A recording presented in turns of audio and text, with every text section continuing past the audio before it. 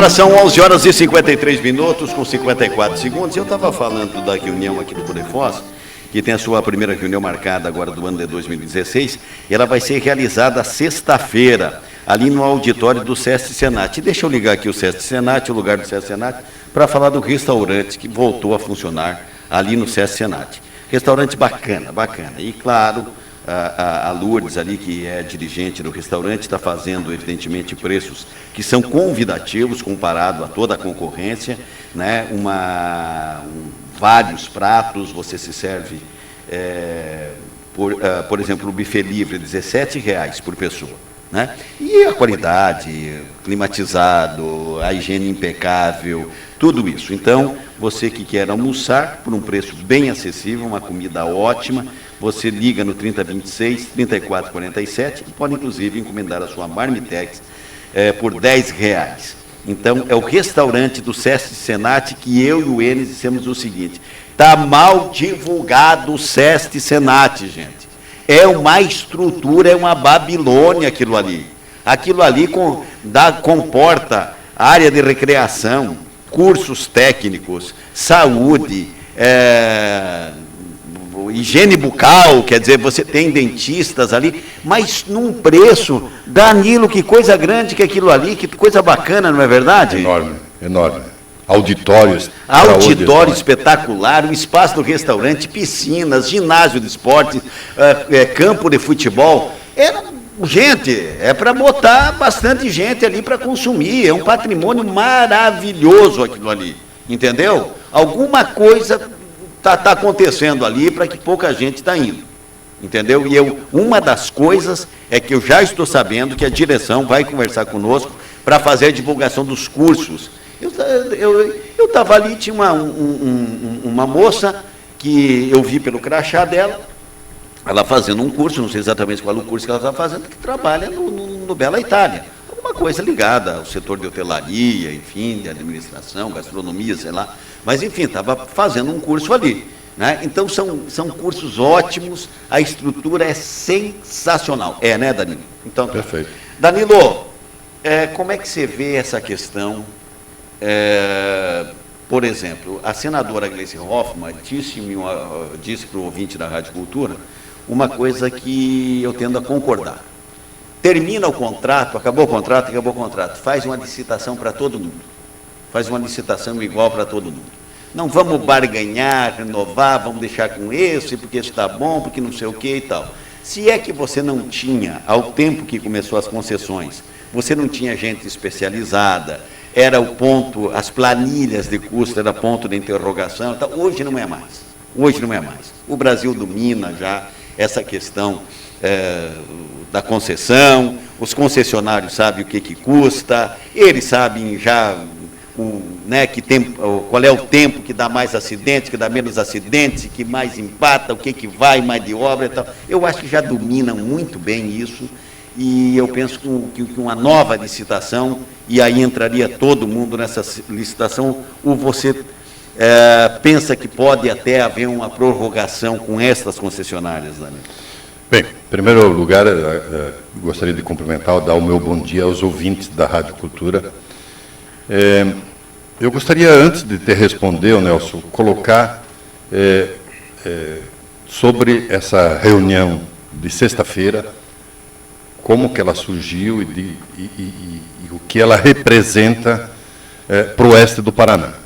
Nós, a exemplo do que tem do Codefós, que nós criamos em Foz do Iguaçu, nós temos um programa chamado Oeste em Desenvolvimento, que envolve 52 municípios do oeste do Paraná, com os mesmos princípios, a mesma linha de atuação do Codefós, e dentro do Oeste em Desenvolvimento foram criadas inicialmente 4 câmaras técnicas para discutir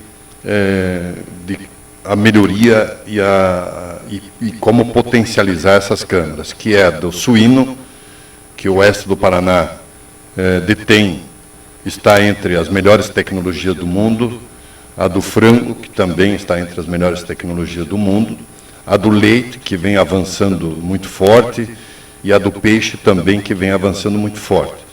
Essas 4 cadeias, essas 4 câmaras técnicas vêm sendo trabalhadas há um ano, e houve a necessidade da criação de mais duas câmaras técnicas. Uma de energias renováveis, que é justamente a questão de você ampliar a produção tanto de suínos como de frangos, para você poder aproveitar em energia elétrica desses dejetos. E surgiu de todas essas câmaras também a necessidade de uma câmara técnica de infraestrutura e logística, porque um dos grandes gargalos que o oeste do Paraná tem, no sentido de ampliar a sua produção, de aumentar os investimentos e de se tornar competitivo, não só no mercado nacional, mas principalmente no mercado internacional, é a questão da logística, do custo da logística. Hoje, o oeste do Paraná corre um sério risco de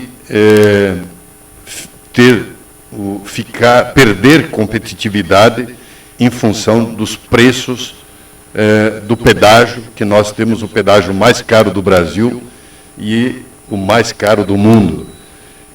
Isso é um problema que ele vem se arrastando há 15 anos, há mais de 15 anos. Ele é chamado como um contrato da primeira geração, e houve uma série de erros, né, nesse processo, e que esses erros estão sendo diagnosticados e detectados na construção da segunda geração de contratos e, principalmente, da terceira geração de contratos, que são os contratos atuais, que vêm sendo licitados com preços até, eu diria assim, 50% abaixo do que nós temos hoje. Enfim, esse contrato está aí, ele vai até 2021, realmente é uma caixa preta, ninguém tem acesso a esses contratos, nós, como população, não temos conhecimento, e a Câmara Técnica de Infraestrutura e Logística, que foi criada dia 25 de setembro, em Santa Helena, nós fomos empossados num congresso da Cassiopar, e várias demandas vieram para a nossa Câmara Técnica com relação a este assunto.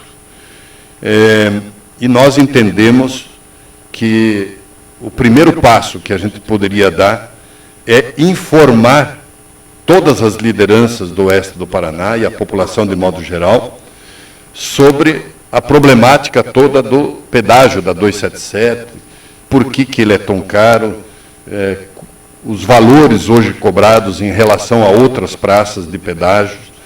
E isso nós estaremos fazendo agora, sexta-feira, dia 22, às 15 horas, no SESC Senat, onde nós estaremos trazendo 2 técnicos com conhecimento aprofundado sobre essa questão. E também nessa reunião, é a primeira reunião que nós estamos fazendo, é o primeiro movimento envolvendo todas as lideranças do oeste do Paraná, do setor produtivo, das câmaras de vereadores, dos prefeitos, dos deputados, enfim, a sociedade organizada vai estar discutindo, as cooperativas, as associações comerciais, discutindo essa questão. É o primeiro passo que nós estaremos dando com relação a esse tema, que até então ele não vem sendo discutido dentro da sociedade. E qualquer situação que a gente for tratar, daqui para frente nós trataremos de forma clara, transparente, em audiências públicas, para que a população ela entenda e compreenda essa situação e participe, para que a gente não incorra em novos erros, como é esse caso do pedágio, que todas as ações, e tivemos até governadores sendo eleitos dentro dessa promessa de pedágio, e infelizmente até hoje nós não tivemos... Não acaba, né? Não acabou. Infelizmente até hoje nós não temos uma ação sequer ganha contra a concessionária, e isso é um problema que nós precisamos tratar e informar a população. Danilo, há muito tempo que a gente ouve a participação do Poder Legislativo paranaense, formando comissões, sabe, debatendo no Legislativo os contratos da BR-277. Não é só da BR, mas de todo o entorno, né, do Paraná. Se não me engano, são 6 concessionárias. Né? E a coisa vai, nada, e morre na praia. Você não vê uma ação positiva de forma nenhuma. Parece que até a gente acostumou com isso, de que as comissões, elas parece que só ficam na formalidade, sabe? Não tem peso, não tem nada, nem belisca esses contratos que parecem blindados e que ninguém conhece esse tipo de coisa. Agora, da forma com que você está colocando aí, e proximamente na sexta-feira, esse assunto parece que abre para a sociedade, ele fica aberto, sabe? A impressão que nós temos é o seguinte, a sociedade sempre discutiu isso à sua forma, mas dividida ela se enfraquece, ela não tem essa força que eu estou vendo que está se organizando agora. Parece que de agora em diante as coisas mudam o sentido, não? Wenes, muito bem colocado, muito bem feita a pergunta. Isso eu posso garantir, sem medo nenhum de estar me comprometendo em falar isso. É um posicionamento diferente do que ele vem sendo feito até então. Isso é uma decisão já tomada dentro do programa Oeste em Desenvolvimento. Não é o Danilo do Codefós, da CIF, não é o Divo Grolli da Copavel, não é o Edson da FIEP, é a sociedade organizada do Oeste do Paraná que irá tratar, a partir de sexta-feira, de forma clara e transparente, sobre essa questão. E qualquer debate que venha a ser promovido, seja ele a nível de governo estadual, seja ele a nível de governo federal, seja ele a nível de governo municipal, todas essas discussões serão feitas através de audiências públicas. Por que eu faço questão de enfatizar isso? Porque será um jogo limpo e transparente por parte de quem está se organizando para tratar sobre esse assunto.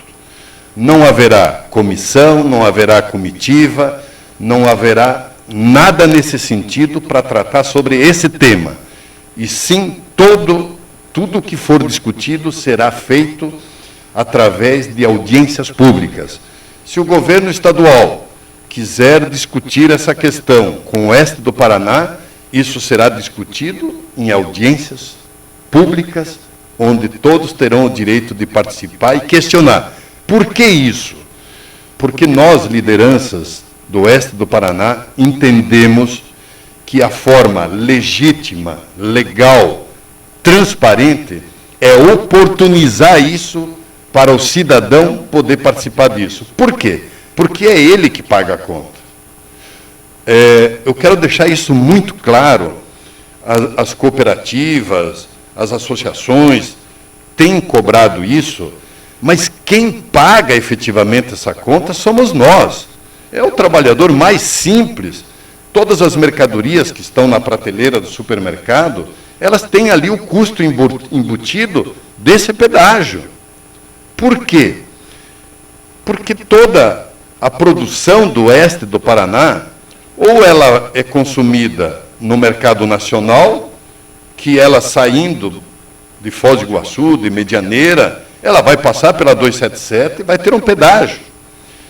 Como também o suprimento de matérias-primas que vem para o Oeste, na produção, ela vem via BR-277, é o único corredor logístico que nós temos para sair para Paranaguá. O frango que é abatido na Lar em Medianeira, que ele é embalado, aquela mesma embalagem vai numa prateleira do supermercado no Japão. E para ela chegar, essa mercadoria chegar lá na prateleira do supermercado do Japão, nisso está embutido o custo do pedágio. No valor do frete, por exemplo, do pedágio, 22% é pedágio. Então, nós temos, das 10 maiores cooperativas do Brasil, 6 estão no oeste do Paraná. Representa 15 bilhões de faturamento ano.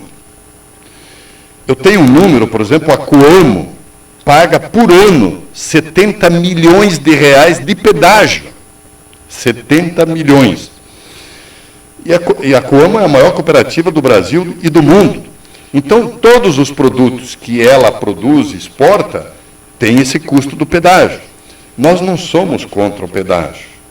Nós queremos discutir o pedágio, que não se repita mais o erro que se cometeu desse modelo de pedágio que está aí hoje, sob pena de oeste do Paraná perder a competitividade a nível nacional e internacional, porque nós temos o custo do pedágio. Nós temos outros modais, hidroviário, ferroviário, aéreo, temos, mas o hidroviário, nós não temos hidrovia, Paraná-Tietê, que poderia ser uma hidrovia, nós não temos, o governo federal não tem investimento em hidrovias. Ferrovia, nós acabamos, por exemplo, ano passado, a Sadia rompeu o contrato com a ferrovia porque não era eficiente o transporte para Paranaguá. E aí voltou a fazer com caminhões rodoviários. Por quê? Porque o transit time levava 21 dias. Isso é inadmissível, principalmente produtos frigorificados. Então, o corredor que nós temos hoje é rodoviário, é sobre caminhões, e que está caríssimo, sem considerar os acidentes, sem considerar o risco. Nós estamos falando de custo de produção, mas se a gente olhar a 277 não duplicada, a perda de vidas, não estamos entrando nisso, nós estamos entrando apenas no aspecto econômico. E aí nós poderíamos ficar aqui 3 horas debatendo sobre isso, da importância do tema. Agora, Danilo, quando você cita, bom, parabéns, né? Quando entram os Galassini, Lang, Irineu, Companhia Limitada, todo esse potencial. Estou falando de pessoas que são dirigentes, são dessas cooperativas que nós temos aí das 6. Ou seja, o Paraná tem uma economia na região oeste de 34% do PIB do estado do Paraná. O governador Beto Richa, o tempo do governador Beto Richa, por ações de governo do Estado, e por ações desta gente ligada ao setor, que nós chamamos o agronegócio, por exemplo, Assis Chateaubriand, o Enes traz sempre a notícia, Marcel, meu amigo, prefeito lá de Assis, poxa, vai ser investido lá, numa primeira etapa, mais de R$1 bilhão para se fazer um abatedouro de suínos aí de 10, 12 mil abates dia, unidades dia. Isso aí vai colocar no mínimo, nos próximos 5 a 10 anos, mais 15, 20 mil pessoas residindo em Assis Chateaubriand por conta desse empreendimento. Velho. Isso aí você forma um município, né? E não é justo, então, que se pegue e não se discute. Eu acho que o governador, quando o estado do Paraná passa a ser o 4º na economia do Brasil, Paraná, no tempo do Beto Richa, agora passou a ser o 4º estado na economia.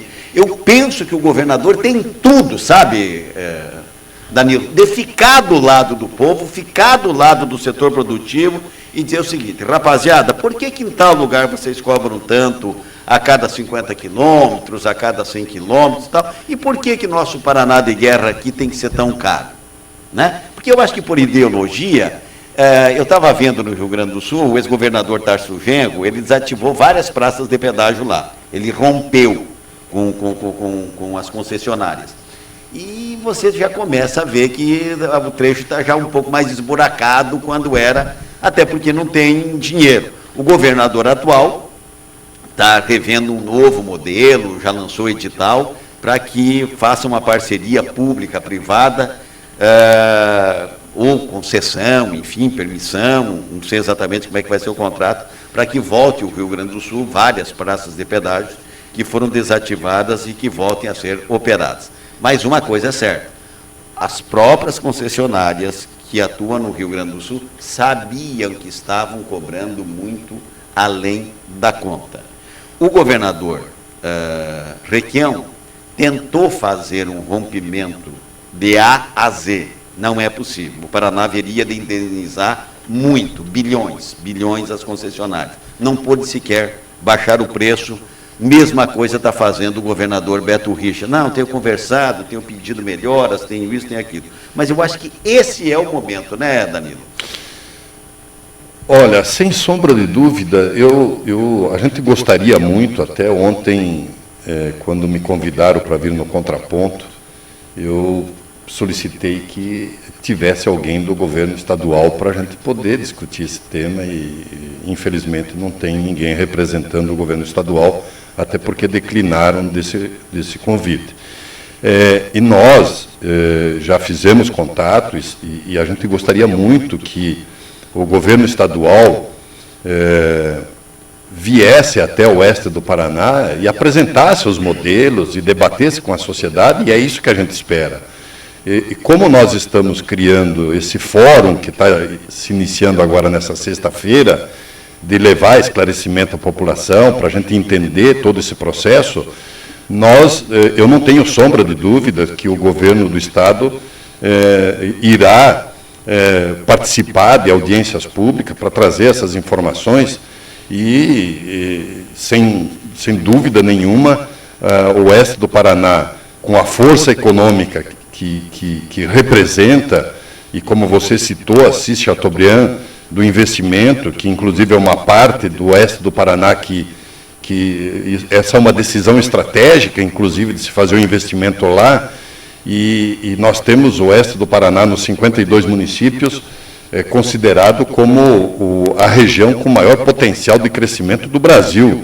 Ela está com os números, a gente tem conhecimento desses números, onde nós estamos tabulando esses números, são números espetaculares, fantásticos, sem considerar que nós temos aqui, estamos com o solo entre as terras mais férteis do mundo, né? Eu tive em Pato Bragado, por exemplo, em novembro, onde está sendo criado um Conselho de Desenvolvimento Econômico, e o prefeito lá, o Arnildo, eles adotaram um programa da Secretaria da Agricultura, onde eles estão distribuindo sêmen para renovação do rebanho leiteiro, para dobrar a produção de leite por cabeça. Ou seja, se você andar no oeste do Paraná, nos municípios, você vê programas extraordinários, que você só vê na Europa, Estados Unidos, Nova Zelândia, primeiro mundo. Então, o oeste do Paraná é uma região riquíssima e que o governo do Estado, infelizmente, nós não temos políticas regionais, né? Não é contemplado no plano de governo de políticas regionais.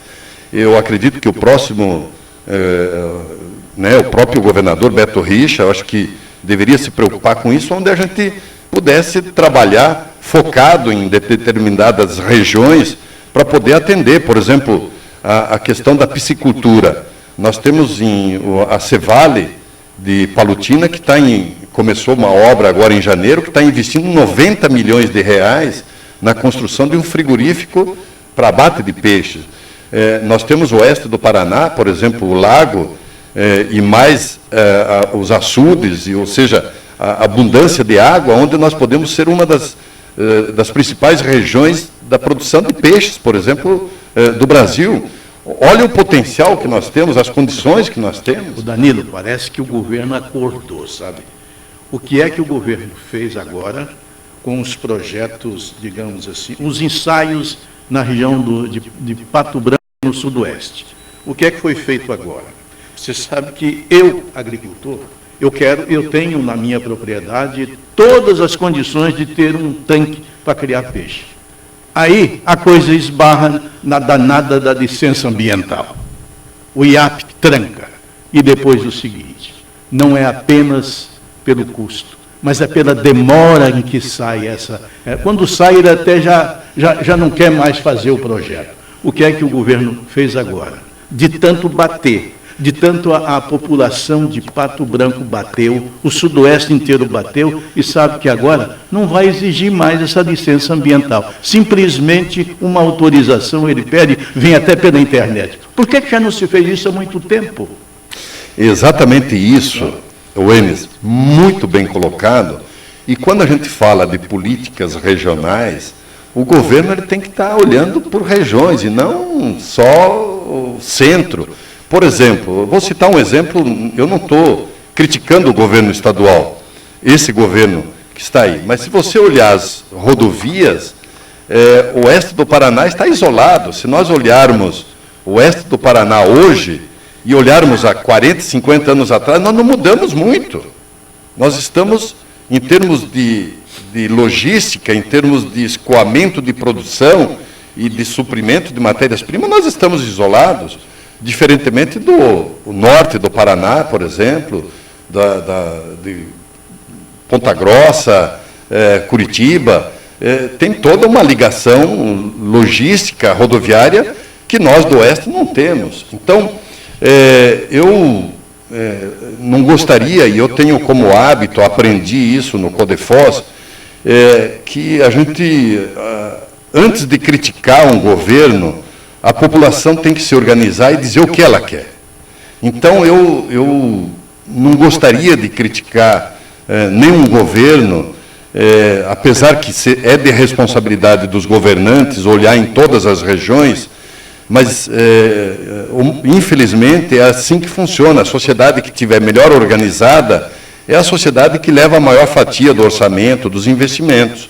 Eu acho que chegou a hora do oeste do Paraná acordar, chegou a hora do oeste do Paraná se posicionar, tem força para isso, tem produção para isso, né? Só esse número das 10 maiores cooperativas do Brasil, 6 estão no oeste, né? E aí você pega mais o investimento que está sendo feito em Assis Chateaubriand, que no final da cadeia isso vai representar 4 bilhões de investimento, isso envolvendo todo o seu entorno, os indiretos, né? Assis Chateaubriand vai receber investimentos extraordinários, vai dobrar a cidade, vai ser o setor imobiliário, enfim.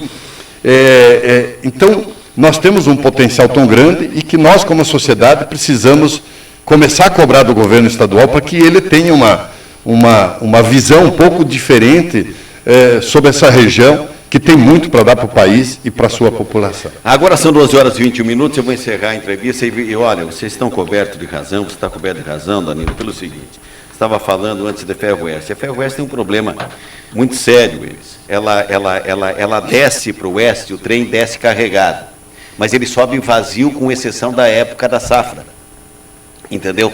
Você traz para a região do oeste, você traz ferro, você traz cimento, você traz uma série de adubo e tal. Só que passou a safra, você não tem o que levar, entendeu? Você não tem uma Matelândia exportando, um Céu Azul exportando, a não ser a nossa safra de milho, de soja, alguma coisa de trigo, né, que são produzidos.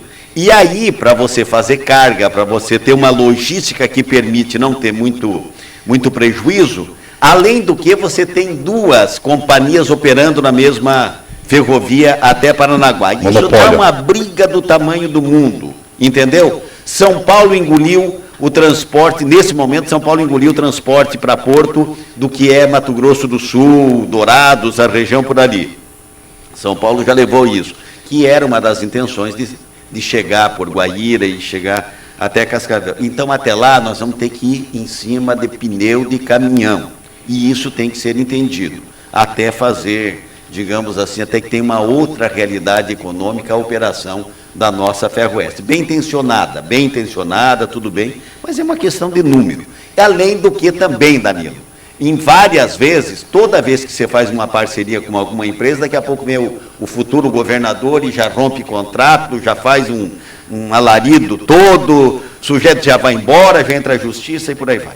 Danilo, obrigado pela tua presença aqui nos estúdios da Rádio Cultura de Foz do Iguaçu, tá certo? Nós estamos à disposição. Eu acho o seguinte, Danilo, pede para todos nessa reunião, utilize a força das emissoras de rádio, utilize a força das emissoras de televisão local, faça a audiência pública, que ela não é de todo o público, tem os segmentos da sociedade que vão ali, mas vai lá, dá entrevista, fomenta isso, aquilo, e vai fazendo, para que os nossos governantes tenham a força necessária de dizer, olha, não tem como enfrentar o povo, não tem como enfrentar, nós vamos ter que pegar e rever isso. Eu penso que é assim. Obrigado pela tua presença. Eu que agradeço e sempre estou à disposição, e é um prazer enorme estar aqui.